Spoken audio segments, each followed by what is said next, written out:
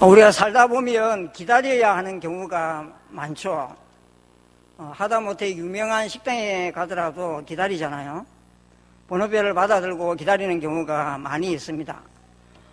지난 주간에 제가 가르쳤던 제자 5명과 남포동에서 쌀국수를 먹었습니다. 저녁 식사를 했는데요.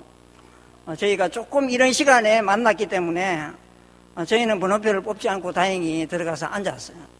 한참 먹고 있는데 식당 바깥을 보니까 꽤 많은 사람이 줄을 서서 기다리고 있었습니다. 그 식당은 실내에 로비가 없는 그런 식당이었습니다. 외부와 현관문 그리고 실내, 이게 끝입니다. 실내 매장도 그렇게 넓지 않은 식당이었는데 길거리에 대략 한 20명 가까운 손님들이 기다리고 있는 그런 모습을 보았습니다. 여러분은 어떻습니까? 식당에 갔는데 대기 손님이 좀 있습니다. 대기 순번 몇 번 정도 되면 여러분은 기다릴 것 같습니까? 사람마다 좀 다르겠죠, 그죠? 예. 뭐 한 2번 되어도 다른 데 가자 이러는 분이 있을 테고, 10번이 되어도 기다리는 그런 분이 있을 겁니다. 사실 테이블이 언제 빌지 아무도 모르지 않습니까? 식사를 다 했는데도 죽치고 앉아서 진상 드는 손님이 있으면요, 사실 기다리는 시간은 하세월입니다. 이런 기약 없는 기다림 결코 쉽지 않습니다. 거기 일하는 분들은 늘 이렇게 이야기하잖아요. 테이블 곧 나옵니다. 이렇게 이야기하죠. 그런데 그건 어쩌면 가혹한 희망 고문인지도 모릅니다. 이런 희망 고문을 은근히 즐기는 사람이 있는가 하면 일찌감치 포기하고 다른 곳으로 발길을 옮기는 그런 사람들도 있습니다. 여러분은 어느 쪽에 속하는지 모르겠습니다. 오늘 본문에 비슷한 상황이 펼쳐지고 있는데요. 우리는 성경을 읽을 때에 문맥을 고려해서 읽는 연습을 해야 합니다. 바로 앞에 3장 7절부터 12절에서 선지자가 어떤 이야기를 합니까? 변심한 건 너희들이 하나님이 아니라 너희들이잖아. 11조와 헌물로 대표되는 언약 관계에 충실한 모습으로 하나님을 주인으로 모시는 삶의 자리로 너희가 돌이키면 하나님이 복을 주실 것이야. 그 결과 주변에 있는 이방 민족이 너희들을 복되다라고 이야기하는 그런 소리를 듣게 될 거야. 그렇게 선지자가 이야기했습니다. 이런 권면이 있고 나서 백성들 중에 상당수는 이 권면에 순종을 한 것 같습니다. 하나님을 섬기고 하나님의 명령을 지키고자 애를 쓴 것이죠. 그런데도 그들의 삶은 여전히 나아지는 게 없었습니다. 그래서 백성들이 뭐라고 이야기하느냐 하면요, 14절과 15절과 같은 이야기를 하는 것이죠. 여러분 읽은 14절 15절을 보십시오. 지난 제가 설교할 때에 나누었던 말씀 2장 17절의 내용과 거의 같지 않습니까? 단어들은 좀 달라졌을지 몰라도 말하는 내용은 똑같습니다. 그런데 오늘 보면 14절 15절은요 2장 17절의 단순한 반복이 아닙니다. 10절에서 이야기한 이 말라기 선지자의 말을 비아냥거리고 있는 것이죠. 말라기 선지자, 당신 말 듣고 우리 열심히 해봤어. 하나님을 잘 섬기고 그 명령을 지키려고 노력했단 말이야. 그런데도 나아지는 게 없잖아. 여전히 교만한 자가 복을 받고 악을 행하는 자가 번성하는 걸 어쩌란 말이냐. 이렇게 이야기하는 것이죠.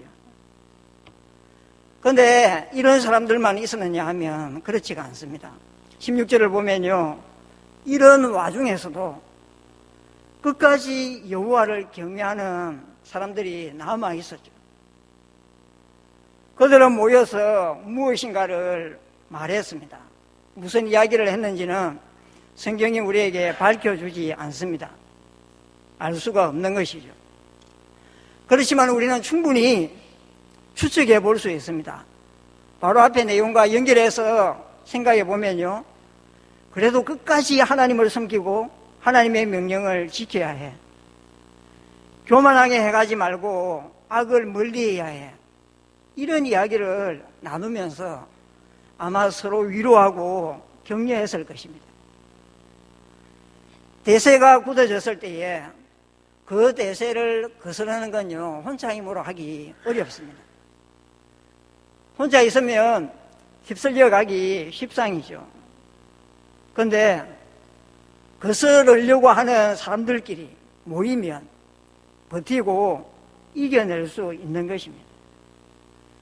여호와를 경외하는 마음을 지키고 있는 사람들이 모여서 열심히 이야기를 나눕니다. 어떤 이야기를 나누었을지는 충분히 추측해 볼 수 있는 것이죠.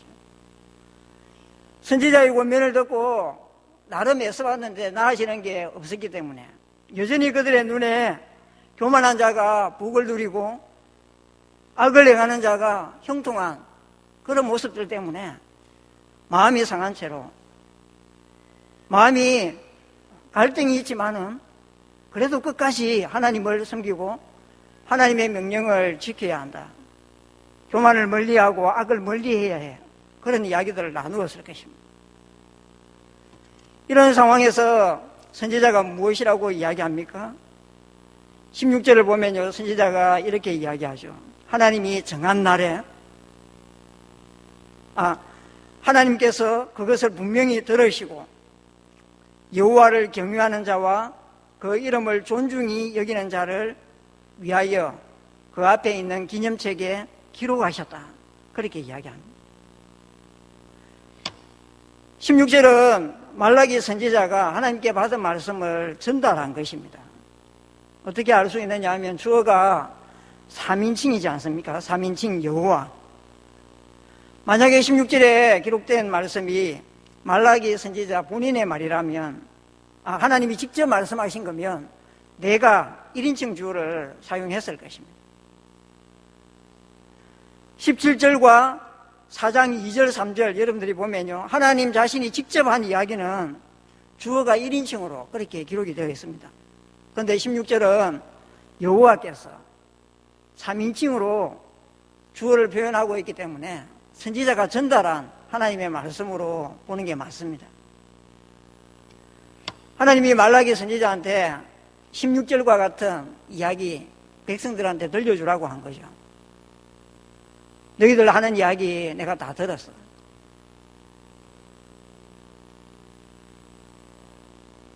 여전히 교만하고 악을 행하는 자가 형통하고 하나님을 섬기고 하나님의 명령에 순종하는 것이 유익이 없다라고 이야기하는 그들의 말도 내가 들었고,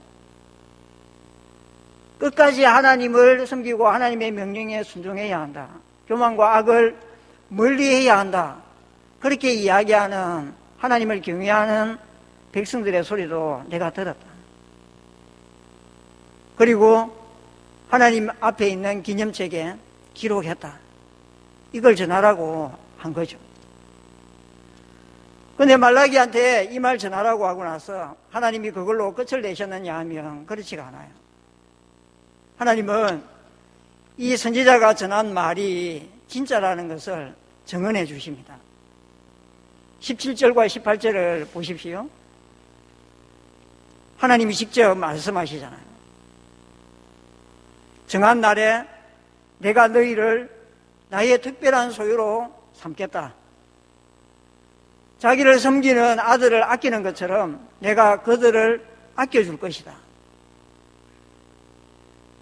그걸 보면 누가 의인이었는지 누가 악인이었는지, 누가 하나님을 섬기는 자였는지 섬기지 아니하는 자였는지 너희가 분별할 수 있게 될 것이다. 그렇게 말씀하시죠. 하나님이 왜 이런 이야기를 하셨을까요? 그건 16절에 말라기가 백성들에게 전달한 하나님의 말씀, 그게 사실이라는 것. 다르게 이야기하면 선지자가 한 말의 신뢰도를 높여주기 위해서입니다.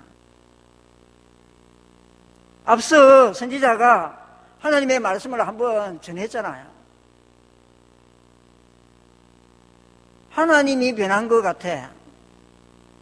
하나님은 공의의 하나님이라고 우리가 알고 있었는데 우리 주변의 현상들을 보니까 하나님 마음이 바뀐 것 같아. 왜 악한 자를 징벌하지 않으시지? 그들이 왜 형통하고 복을 누리지? 그렇게 떠드는 백성들을 향해 선지자가 하나님이 주시는 말씀을 한번 전했었잖아요. 하나님 명심한 것 아니야. 너희들 마음이 바뀐 거잖아. 11조와 헌물을 바르게 드림으로써 하나님을 주인으로 모시고 살아봐. 하나님이 복을 주실 거야. 한번 이야기했습니다. 그 권면에 귀를 기울이고 순종해 봤지만 바뀌는 게 없었어요. 그러니까 여호와 앞에 있는 기념책에 하나님이 기록했다. 너희들 하는 이야기 하나님이 다 들으셨어.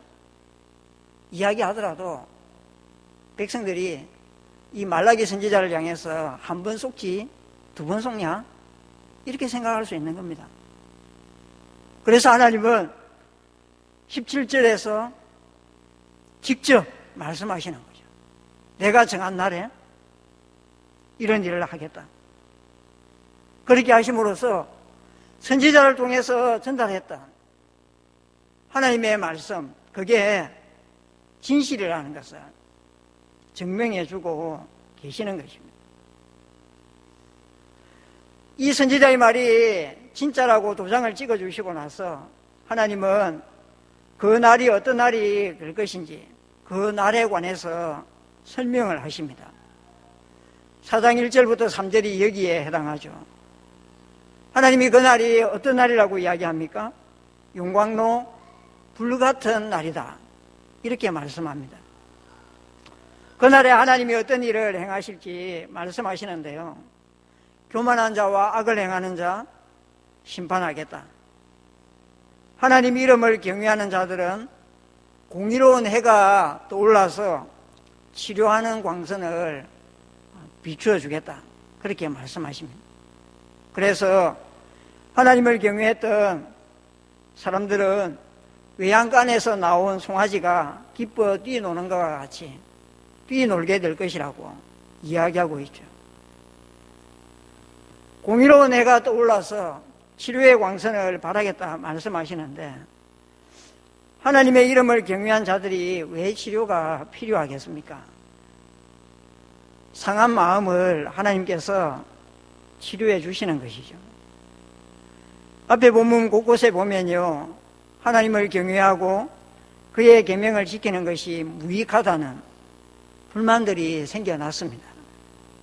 교만한 자가 복을 받고 악을 행하는 자가 번성하는 것처럼 보여서 마음이 상한 겁니다.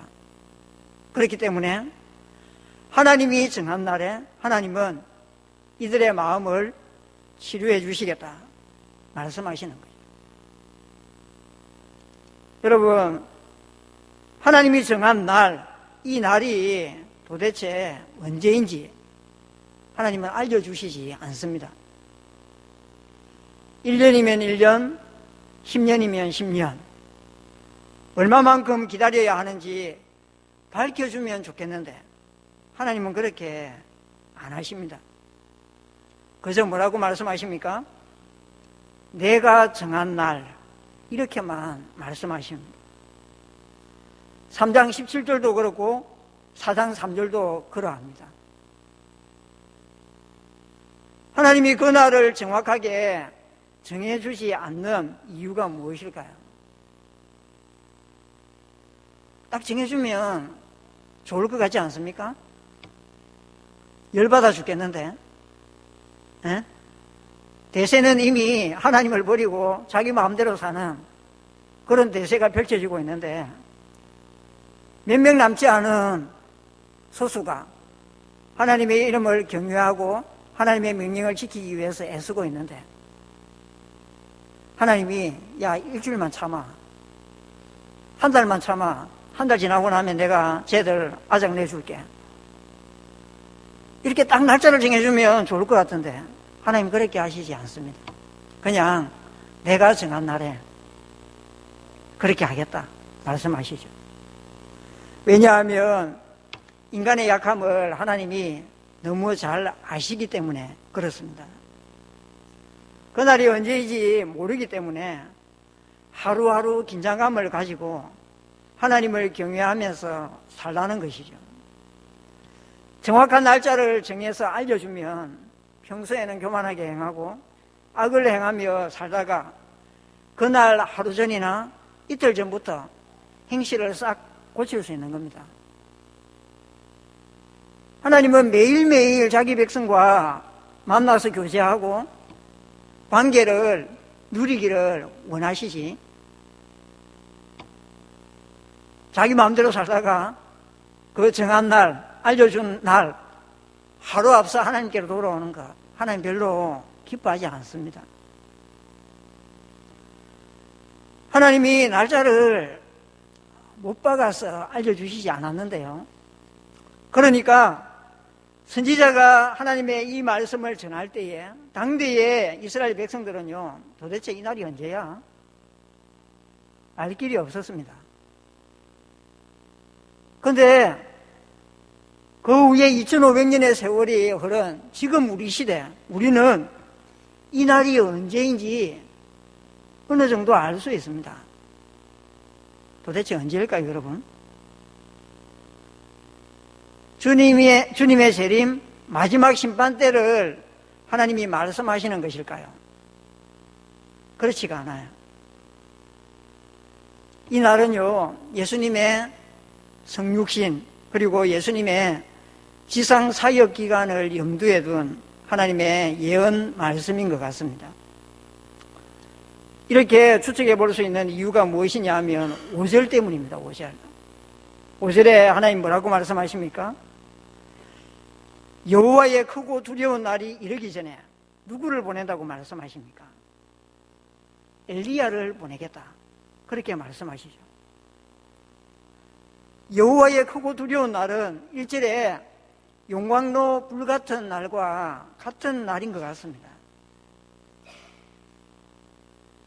그렇게 보면 예수님이 오시는 날로 추론이 되는 것이죠. 그 날이 이르기 전에 엘리야를 보낸다고 말씀하셨는데 이 엘리야가 누구인지는 예수님이 밝혀주셨죠. 마태복음 11장 14절을 보면요, 요한의 제자들이 요한의 보냄을 받고 예수님한테 오실 거이가 당신입니까? 뭐 질문을 하고 예수님이 하시는 이야기를 대답을 들었습니다. 그리고 나서 세례 요한에 관해서 예수님이 설명을 하면서 오리라 한 엘리야가 왔는데 바로 이 세례 요한이다. 그렇게 말씀하셨죠. 그러면 어떻게 됩니까, 여러분? 용광로 불 같은 날, 여호와의 크고 두려운 날이 이르기 전에 엘리야를 보내겠다 하나님 말씀하셨는데 엘리야는 세례 요한입니다. 세례 요한 뒤에 이어서 온 예수님, 그 예수님의 초림과 지상 공생의 사역을 염두에 두고 하나님이 오늘 말씀을 주셨을 가능성이 높습니다. 단순히 시간적인 순서 때문에 그런 것만은 아닙니다. 세례 요한이 예수님 앞서서 활동을 하면서 그가 주로 했던 사역이 무엇이었습니까? 회개를 선포하는 것이었죠. 그건 오늘 본문 4장 6절에서 엘리야를 보내겠다 말씀하시면서 그 엘리야가 무슨 일을 할 것인지 하나님이 말씀하셨는데 6절의 말씀 내용과 일치합니다. 마음을 돌이키게 하는 것, 회개하게 하는 것, 다르게 이야기하면 예수님을 맞을 준비시키는 것, 그게 요한이 해야 하는 일이었습니다. 그런데 이 요한이요, 자기 뒤에 오시는 예수님, 그분이 하실 사역을 어떻게 소개했는지 혹시 기억하십니까? 마태복음 3장 12절을 한번 찾아볼까요?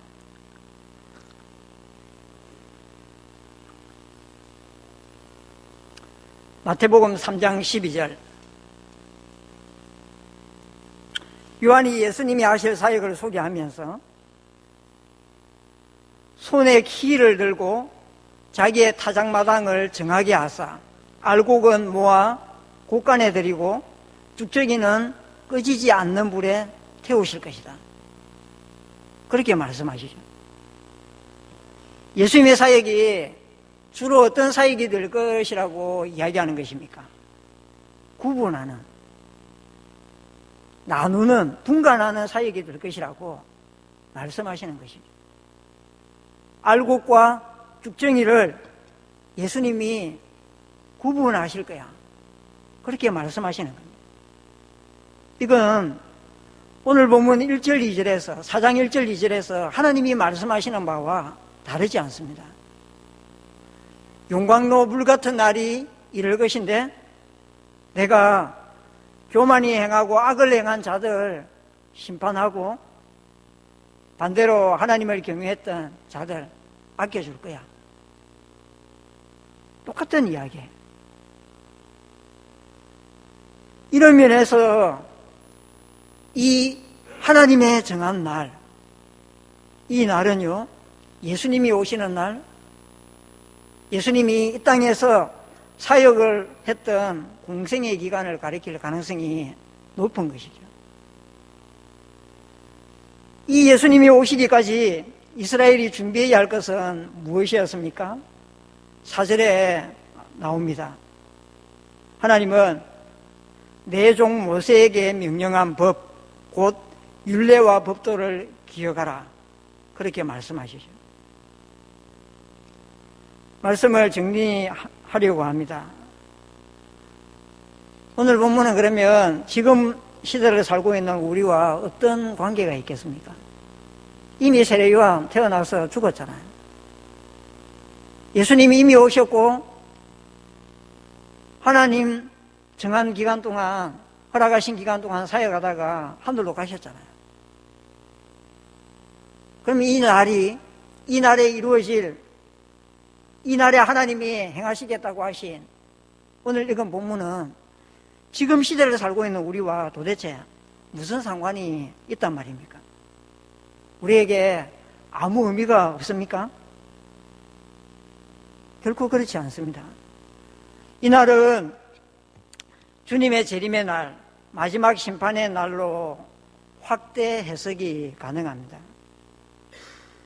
사실 하나님이 엘리야, 즉 세례 요한을 보낸 후에 정한 날까지 시간 간격이 길 수도 있잖아요.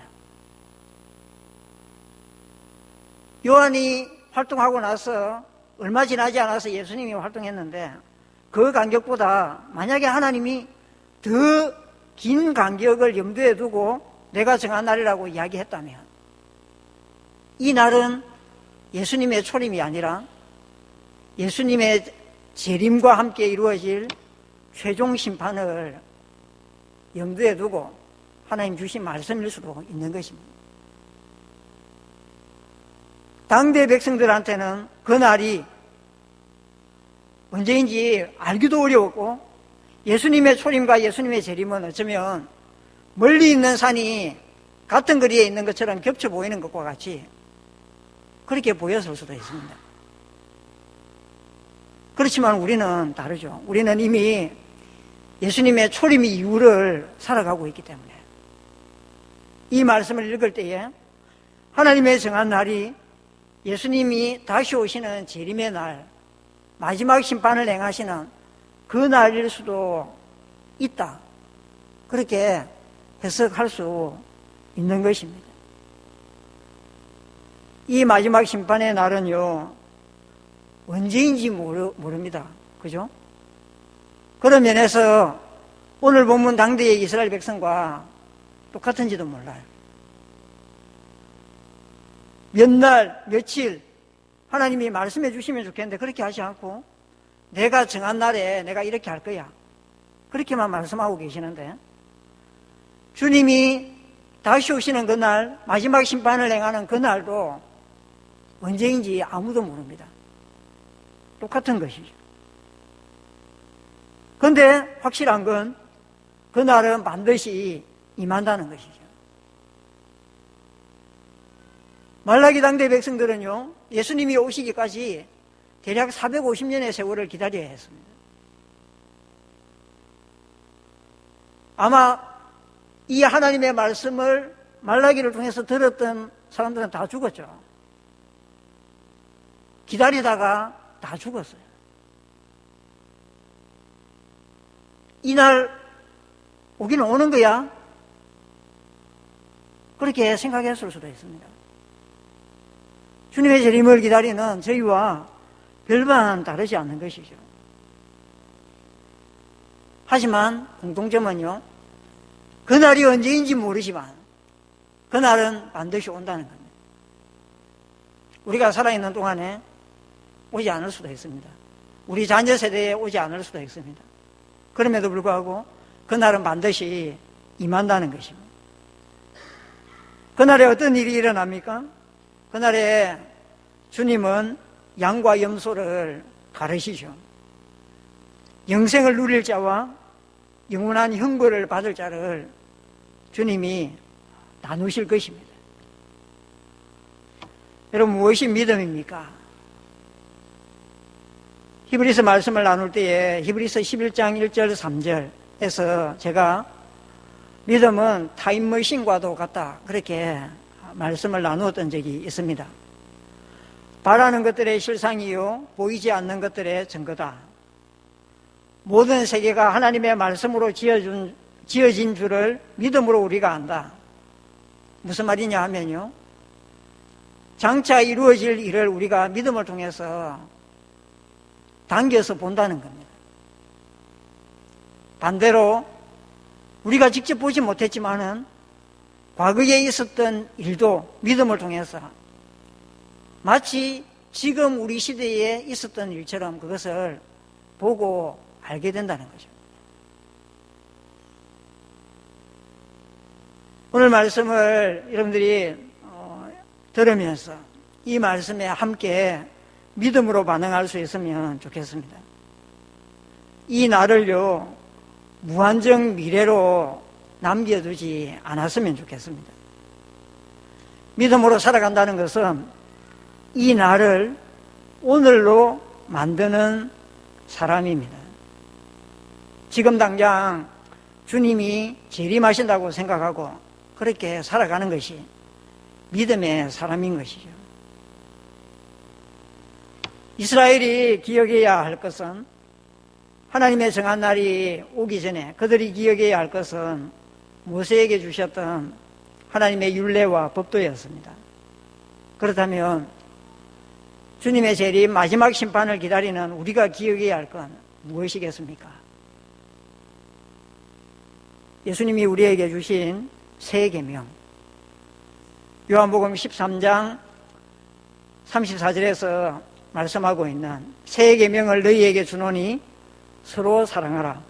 내가 너희를 사랑한 것 같이 너희도 서로 사랑하라.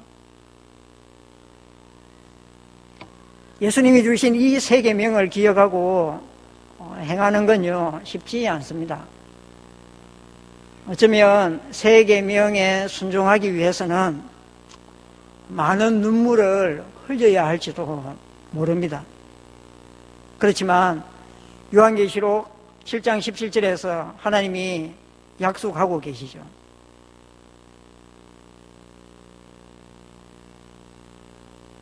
우리의 눈에 모든 눈물을 닦아주시겠다 말씀하고 계시죠. 우리 모두가 하루하루를 살아갈 때에 바로 내일이 여호와의 정한 날인 것처럼, 아니 오늘 이 순간이 그 날인 것처럼 그렇게 살아가는 우리의 삶이 될 수 있으면 좋겠습니다. 시대가 아무리 악하게 변한다 하더라도 하나님을 존중히 여기고 그의 명령에 순종하는 사람들이 아무리 줄어간다 하더라도 대세와는 상관없이 우리가 끝까지 하나님의 이름을 높이고 하나님의 명령, 그 명령에 순종하며 살아가는 그런 여러분들의 삶이 될 수 있기를 바랍니다.